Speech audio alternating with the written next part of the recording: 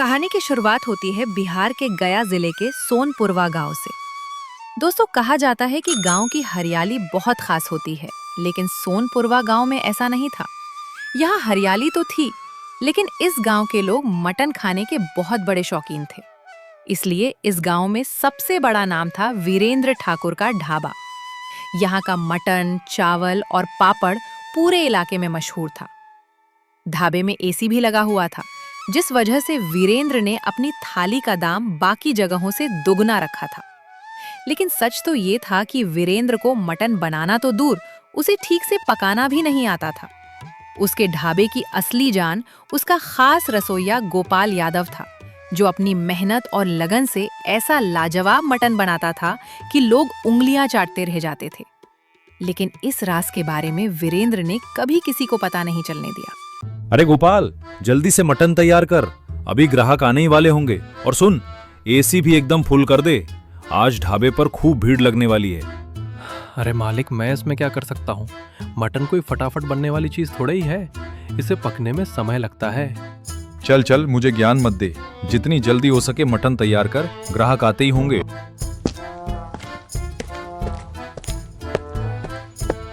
अरे आइए आइए, एकदम ठंडी ठंडी एसी चल रही है, बैठ जाइए, मटन अभी लगाता हूँ। अरे वो सब तो ठीक है, लेकिन ये बताओ मटन की एक प्लेट कितने की है? अरे वही अपना पुराना रेट, 200 रुपए एक प्लेट।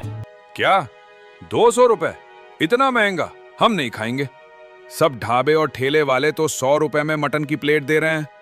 अरे पिताजी, ठेले वालों का स्वाद और वीरेंद्र भैया के ढाबे का स्वाद बिल्कुल अलग है। वीरेंद्र भैया जैसा मटन पूरे गांव में कहीं नहीं मिलता। एक बार खाकर तो देखिए, फिर आपको खुद पता चल जाएगा कि लोग दूर दूर से यहाँ मटन खाने क्यों आते हैं। अरे चाचा, पहले पता कर लीजिए, पूरे गांव में मेरे जैसा मटन कोई नहीं देता होगा। जाइए, खाना है तो टेबल लगी है, खाइए, नहीं खाना है तो कोई जरूरत नहीं है। वो दोनों बाप बेटे अंदर जाकर बैठ गए और मटन का लुत्फ उठाने लगे। लेकिन वीरेंद्र को अपने ढाबे पर बहुत घमंड था, जबकि उसे मटन बनाना बिल्कुल नहीं आता था। उसके ढाबे का सारा जादू गोपाल के हाथों में था, जो अपने पुश्तैनी अंदाज और खास मसालों से मटन तैयार करता था। उसके बनाए हुए मटन के स्वाद के लोग दूर दूर तक दीवाने थे। लेकिन इस बात का सच कोई नहीं जानता था, क्योंकि वीरेंद्र हर बार उसकी मेहनत का सारा श्रेय खुद ले जाता था। तभी उसी वक्त एक बड़ी सी गाड़ी आकर वीरेंद्र के ढाबे पर रुकी। अरे वीरेंद्र, आप ही हो क्या? क्या ये ढाबा आपका है? अरे हाँ, बोलिए क्या काम है? मैं ही वीरेंद्र हूँ, ये पूरा ढाबा मेरा है।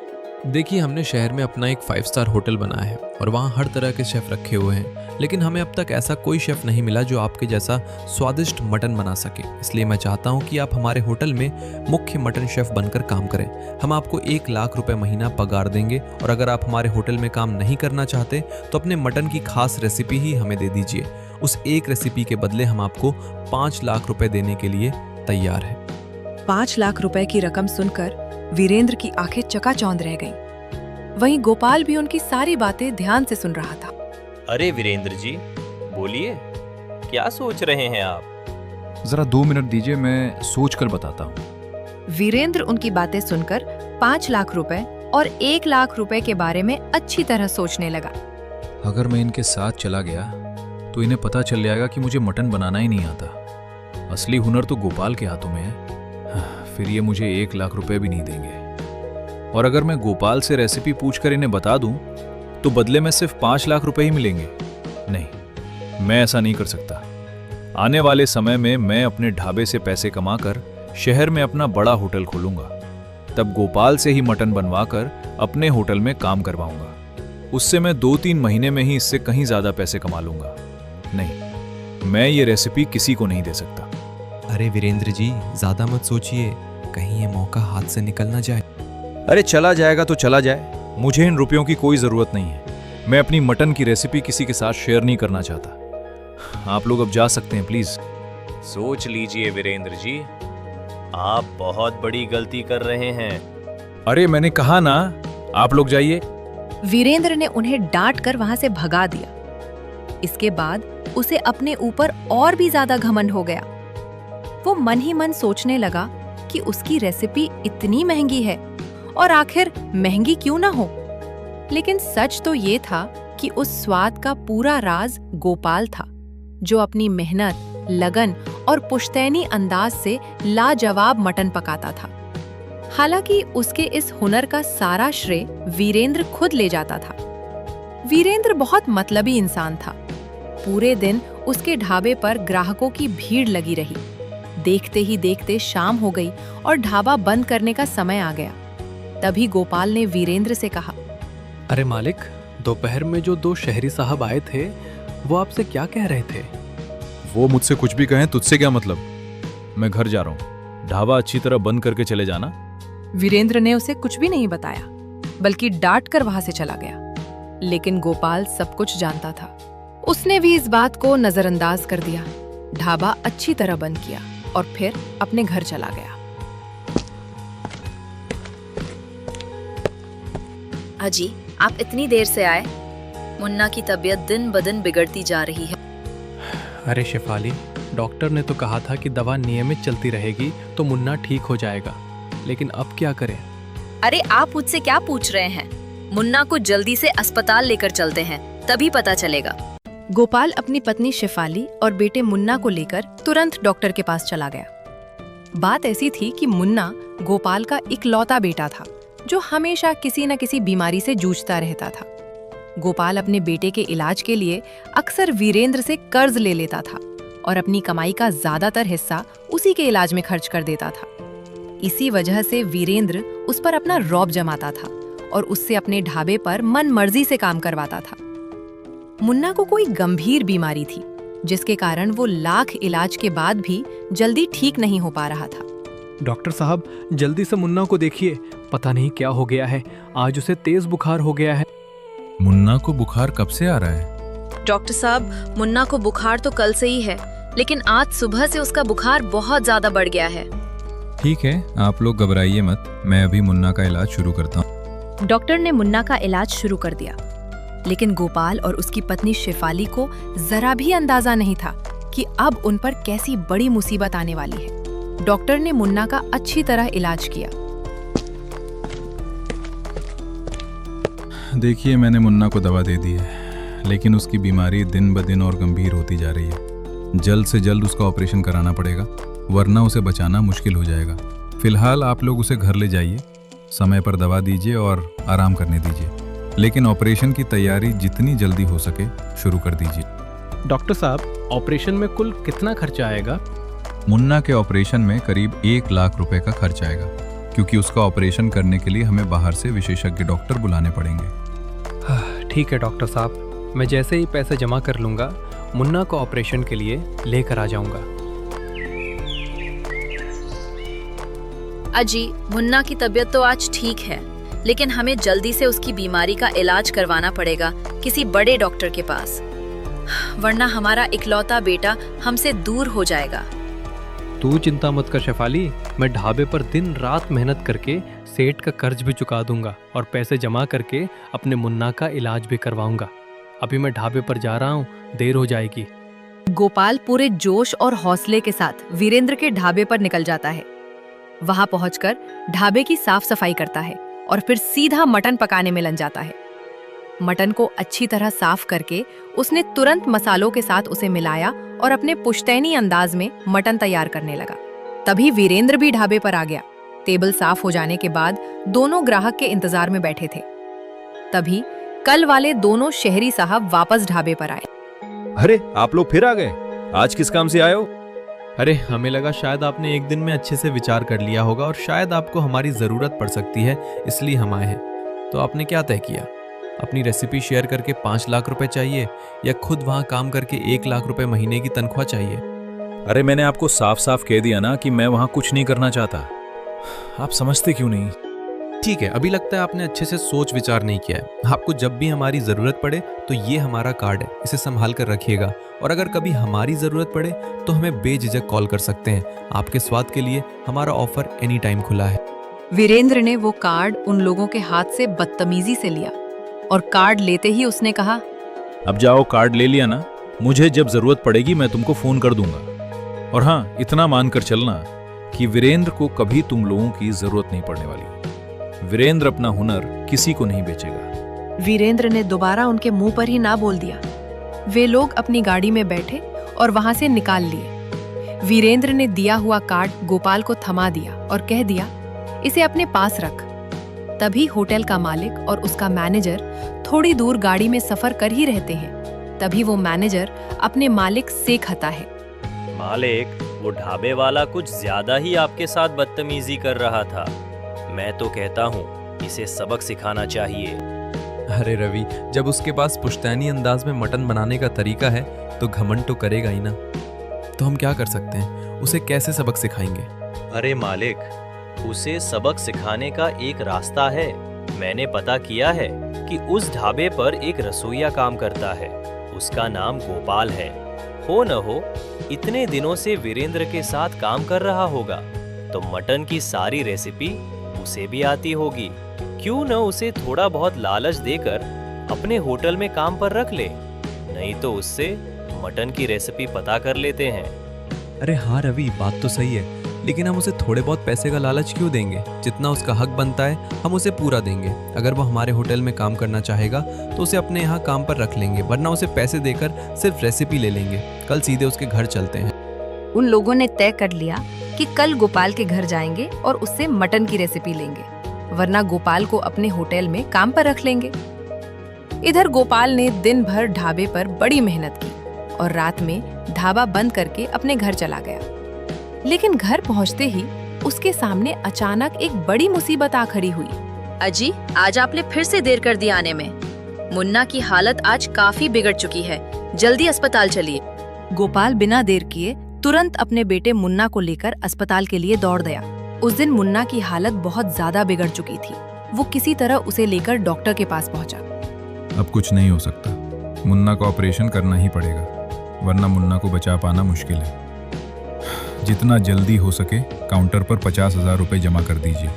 पैसे जमा होते ही हम मुन्ना का ऑपरेशन शुरू कर देंगे।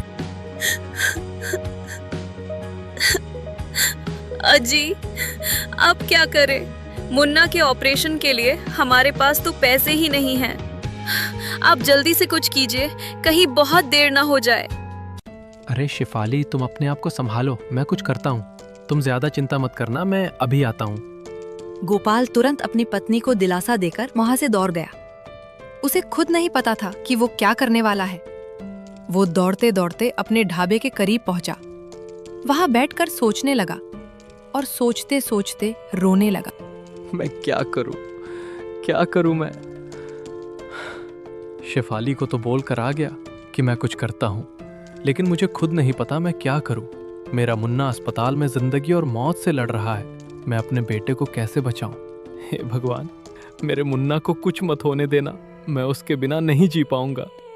तभी उसके दिमाग में ख्याल आया कि क्यों ना मैं अपने सेठ से पैसे मांग लूं। आखिरकार उनका उधार काम करके चुका दूंगा। इतना सोचते ही गोपाल सीधा दौड़ते हुए अपने सेठ के घर पहुंच गया। अरे क्या हुआ रे गोपाल, इतनी रात गए तूने मेरी नींद क्यों खराब कर दी? बोल, किस काम से आया? अरे मालिक, प्लीज मना मत करना, बड़ी आस लेकर आपके पास आया हूँ। मेरा बेटा अस्पताल में जिंदगी और मौत से जूझ रहा है। डॉक्टर ने उसका ऑपरेशन करने के लिए कहा है और ऑपरेशन के लिए 50,000 रुपए की जरूरत है। प्लीज मालिक, मुझे अभी पैसे दे दीजिए। मैं दिन रात काम करके आपका सारा उधार चुका दूंगा। अरे चुप कर, ये तेरा रोना धोना मेरे सामने नहीं चलेगा। मैं तुझे 50,000 रुपए दे दूं और तू पता नहीं कब तक काम करके चुकाएगा। जा, कोई दवाई वाई लेकर अपने बच्चे को घर ले जा। कोई जरूरत नहीं है ऑपरेशन की। और हाँ, कल सुबह टाइम से ढाबे पर आ जाना। इतना कहते ही वीरेंद्र ने गोपाल के मुंह पर दरवाजा बंद कर दिया और उसकी बात को जरा भी गंभीरता से नहीं लिया। वीरेंद्र की ये बात गोपाल के दिल पर लग गई थी, लेकिन उस वक्त उसे कुछ भी समझ नहीं आ रहा था। वो फिर से उस ढाबे के पास आकर बैठ गया। इस मालिक का ढाबा मेरी वजह से चलता है। मेरे मटन बनाने के अंदाज की वजह से इस ढाबे पर इतनी भीड़ आती है, फिर भी उसने मेरी मदद करने से इनकार कर दिया। आज उसने मेरा इतना बड़ा अपमान किया है। गुस्से में आकर वो वहां रखी सारी कुर्सियों और टेबल को लात मारकर तोड़ने लगता है। तभी अचानक उसके पास एक फोन आता है। फोन पर बात करने के बाद वो घबराते हुए तुरंत अस्पताल की तरफ दौड़ पड़ता है। चलो, ढाबे पर पहुंचने में तो देर हो गई, लेकिन मुझे क्या, किस बात की चिंता। गोपाल तो पहुंचकर पूरा मटन तैयार रखेगा और टेबल भी साफ होंगे। बस ग्राहकों के आने का इंतजार होगा। अरे ये किस कमबख्त ने मेरी कुर्सियां तोड़ दी? और ये मनहूस गोपाल कहाँ है? अभी तक ढाबे पर क्यों नहीं पहुंचा? वीरेंद्र अपने ढाबे की हालत देखकर गुस्सा हो ही रहा था, तभी रास्ते से एक अनजान व्यक्ति वहां से गुजर रहा था। उसने वीरेंद्र को देखा और उससे कहा, अरे वीरेंद्र भैया, हम रात में जब यहाँ से जात रहनी तो देखनी कि तोहार ढाबा पर गोपाल कुर्सी टेबल तोड़त रहे। वो बहुते गुस्सा में रहे। अच्छा, मैंने इस मनहूस को पैसे देने से मना क्या कर दिया, इसलिए मेरे ढाबे की कुर्सियां तोड़-फोड़ कर दी। लगता है इसकी चर्बी कुछ ज्यादा ही बढ़ गई है। अभी इसकी चर्बी उतारनी पड़ेगी। वो तुरंत गुस्से में गोपाल के घर पहुंच गया। वहां पहुंचते ही उसने देखा कि गोपाल और उसका पूरा परिवार अपना सामान पैक करके बैग लेकर घर के बाहर खड़ा था। वहीं दोनों शहरी साहब और उनकी बड़ी सी गाड़ी भी खड़ी थी। गोपाल और उसका परिवार गांव छोड़ने की तैयारी में थे। तभी वीरेंद्र गुस्से में तिलमिलाते हुए गोपाल के पास पहुंचा और कहा, क्या रे गोपाल, तू मेरे ढाबे पर क्यों नहीं आया और मेरी कुर्सियां क्यों तोड़ी? तेरी चर्बी कुछ ज्यादा ही बढ़ गई है क्या? एक्सक्यूज मी, वो अब हमारे होटल का शेफ बन चुका है। तुम थोड़ा तमीज से बात करो। और रही बात तुम्हारी कुर्सियां तोड़ने की, तो उसका जो भी खर्चा हुआ है तुम अपना हिसाब भेज देना। पैसे तुम्हारे अकाउंट में आ जाएंगे। और हाँ, हमारे शेफ से तमीज से बात करना। और हाँ, आज वो तुम्हारे ढाबे पर झांकने भी नहीं जाने वाला है। दोबारा कभी उसके बारे में सोचना भी मत। अरे कहाँ का हमारा ढाबा? वो ढाबा सिर्फ तुम्हारा है वीरेंद्र ठाकुर। हाँ, माना कि वहाँ का रसोइया मैं था और मेरी वजह से ही तुम्हारा ढाबा चलता था, लेकिन कल तुमने मेरे साथ जो किया उसका यही अंजाम है। अगर तुमने कल मुझे पैसे दे दिए होते तो आज तुम्हें ये दिन नहीं देखना पड़ता। वो तो मेरी पत्नी ने सही समय पर उन लोगों के दिए हुए कार्ड पर फोन करके तुम्हारे ढाबे की सारी सच्चाई बता दी कि असली रसोइया कौन है। उन लोगों ने मेरी मदद की, जिससे मेरे बेटे की जान बच पाई। और सुन ले, कल से मैं तेरे ढाबे पर झांकूंगा भी नहीं। मैं अब 5 स्टार होटल में शेफ बनकर काम करूंगा, जहां मुझे 1 लाख रुपए महीने की पगार मिलेगी। दोबारा कभी मुझे अपने ढाबे का रसोइया मत समझना। गोपाल अब तेरे ढाबे का रसोइया नहीं, 5 स्टार होटल का चीफ शेफ है। इस तरह गोपाल ने वीरेंद्र को उसकी औकात दिखाकर उसी के सामने बड़ी सी गाड़ी में बैठकर शहर के लिए रवाना हो गया। अगले दिन से गोपाल अपने बड़े 5 स्टार होटल में शेफ बनकर मटन पकाने लगा। वहीं जब लोगों को वीरेंद्र ठाकुर के ढाबे पर गोपाल के हाथों का स्वाद नहीं मिला, तो उसके ढाबे पर ग्राहकों की जगह मक्खियां भिनभिनाने लगीं। आखिरकार वीरेंद्र को अपना ढाबा बंद करना पड़ा। कहानी अच्छी लगी हो तो चैनल को सब्सक्राइब करके हाइप जरूर कर दें। धन्यवाद। इस कहानी में इस्तेमाल किए गए नाम हमारे पिछले कहानी के कमेंट सेक्शन से लिए गए हैं। अगर आप भी चाहते हैं कि आपका नाम हमारी अगली कहानी में आए, तो कमेंट में अपना नाम जरूर लिखें।